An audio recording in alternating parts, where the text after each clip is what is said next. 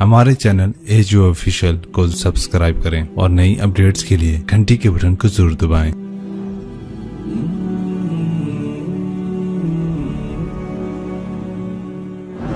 ایک بات، وَإِذَا سَأَلَكَ عِبَادِي عَنِّي فَإِنِّي قَرِيبٌ أُجِيبُ دَعْوَةَ الدَّاعِ إِذَا دَعَانِ فَلْيَسْتَجِيبُوا لِي وَلْيُؤْمِنُوا بِي لَعَلَّهُمْ يَرْشُدُونَ۔ یہ آیت بڑی زبردست ہے اللہ کی رحمت کو بتانے کے لیے۔ ساڑی تا جی سندا ہی کوئی نہیں، یہ عام لوگ جی ساڑی تا رب سندا ہی کوئی نہیں، اور جو بیچارے ان پڑھ لوگ پیر سائیں تواڈی رب موڑ نہیں سکتا، ساڑی سندا کوئی نہیں، یہ اس سے بھی آگے چلے جاتے۔ او بھائی اللہ بڑا بے نیاز ہے، جس کی چاہے موڑ دے، جس کی چاہے سن لے، لیکن رب سب کی سنتا ہے، یہ یہاں بتانا ہے۔ وَإِذَا ان نہیں، ان شرط ہے اور اذا ظرفیت ہے، تو ان کی بجائے اذا سے ایک دم اللہ کی رحمت کا دروازہ کھلتا ہوا نظر آتا ہے۔ اذا سألک، عنی پہلے ہونا چاہیے، عبادی بعد میں ہونا چاہیے۔ جب میرے بارے میں میرے بندے پوچھیں، اللہ کو صحابہ نے سوال کیا، یسألونک یسألونک یسألونک، کتنا قرآن میں ہے، یسألونک عن المحیض قل هو اذی، یسألونک عن الانفال قل الانفال للہ والرسول، یسألونک عن الاہلہ قل ہی مواقیت للناس، یسألونک عن الیتامى قل اصلاح لہم۔ جتنے بھی صحابہ نے سوال کیے وہ آئے ہیں یسألونک، یہ آپ سے پوچھتے ہیں، ٹھیک ہو گیا؟ تو یا حبیبی یا محمد قل، آپ کہیے، یہ جواب ہے۔ یہ سارے قرآن میں طرز ہے، کوئی 14 کے 18 دفعہ یسألونک لفظ آیا۔ صحابہ نے سوال کیا، اللہ کدھر ہے، قریب ہے تو مناجات کریں، دور ہے تو زور سے پکاریں۔ تو اس پر آیت یوں اترنی چاہیے تھی، یسألونک عنی، جیسے باقی آ رہا ہے سارے سوالوں کا جو لفظ آیا ہے یسألون، آپ سے پوچھتے ہیں، تو یہاں بھی ہونا چاہیے تھا آپ سے پوچھتے ہیں، عنی میرے بارے میں، قل تو آپ کہیے، ہوا قریب کہ وہ تمہارے قریب ہے۔ یہ میری بات سمجھ میں آئی؟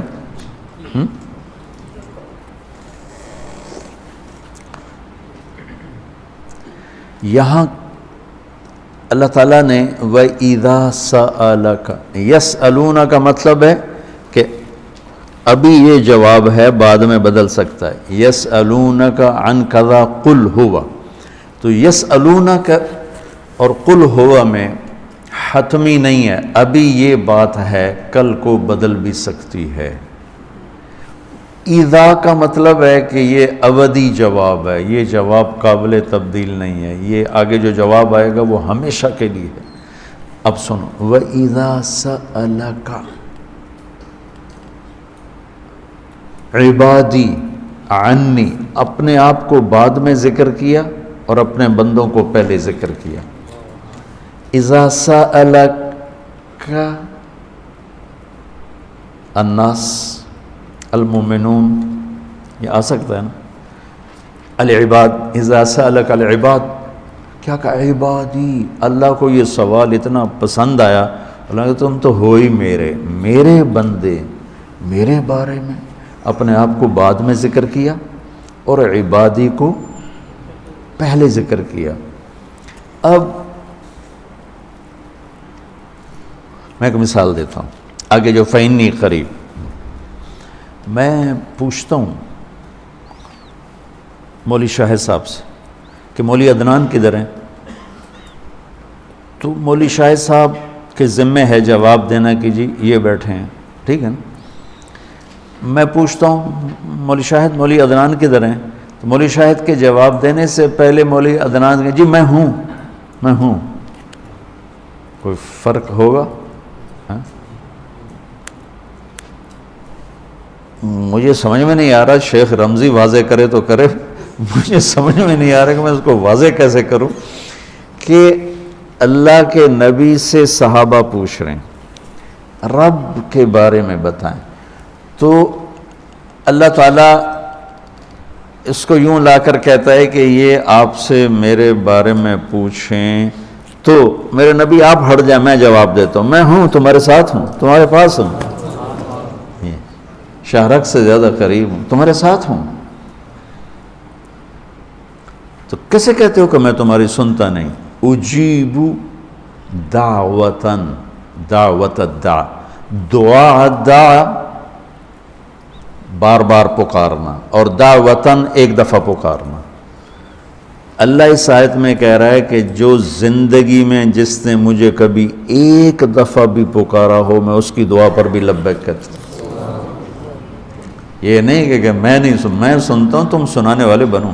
ہم تو مائل بکرم ہیں، کوئی سائل ہی نہیں، راہ دکھلائیں کسے راہ رو منزل ہی نہیں۔ کوئی مانگنے والے تو بنو۔ اور میں قربان جاؤں، اس نے مانگنے کے لیے تقوی نہیں مانگا، کتنی عجیب بات۔ اللہ کو پتہ ہے ہر آدمی تو تقوی والا نہیں ہو سکتا، نہیں، اور ہر آدمی علامہ بھی نہیں ہو سکتا، تہجد گزار بھی نہیں ہو سکتا ہے، نمازی بھی نہیں ہو سکتا ہے۔ ایک کام ہر آدمی کر سکتا، اللہ نے وہ لگا دیا، مسلمان ہونا بھی نہیں لگایا۔ مسلمان ہونا بھی، ہندوؤں کو کوئی اور رب دے گا، ان کو تو اللہ ہی دے گا۔ تو میں قربان جاؤں، کہتا امن یجیب المضطر اذا دعاہ، بس مجھے آنسو بہا کے دکھا دے، پھر تو ہندو ہے، سکھ ہے، مسلم ہے، عیسائی ہے، آ جاؤں گا، میں آ جاؤں گا۔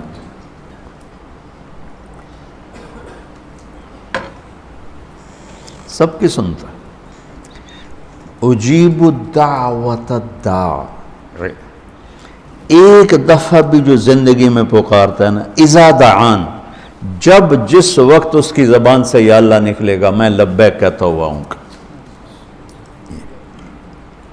تو اس آیت میں بڑی تسلی اللہ نے دی ہے، بڑی تسلی دی ہے کہ اللہ کو پکارو، اللہ سے، صرف اللہ سے مانگو، صرف اللہ سے مانگو۔ وَإِذَا سَأَلْتَ فَاسْأَلِ اللَّهِ وَإِذَا اسْتَعَنْتَ فَاسْتَعِنْ بِاللَّهِ، مخلوق سے مت مانگو، پکارنا ہے تو صرف اللہ کو پکارو۔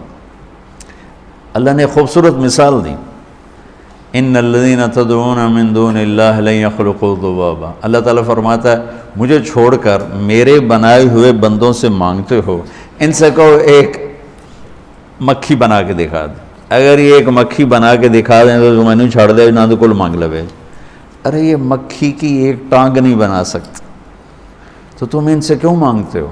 ان سے مانگو، اس سے مانگو جس نے انہیں بنایا۔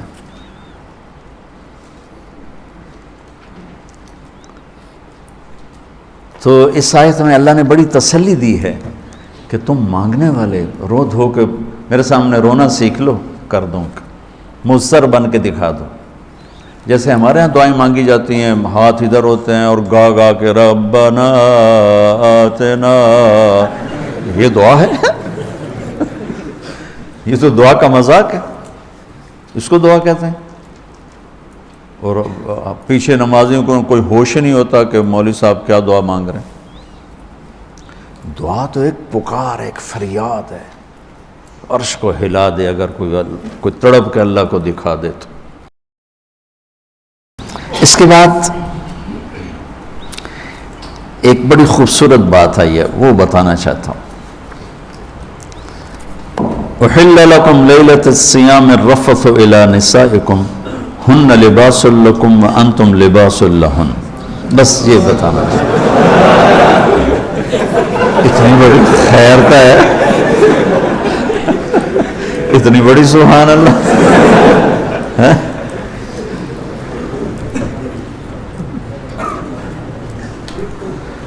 دنیا میں جو اللہ نے رشتے بنائے ہیں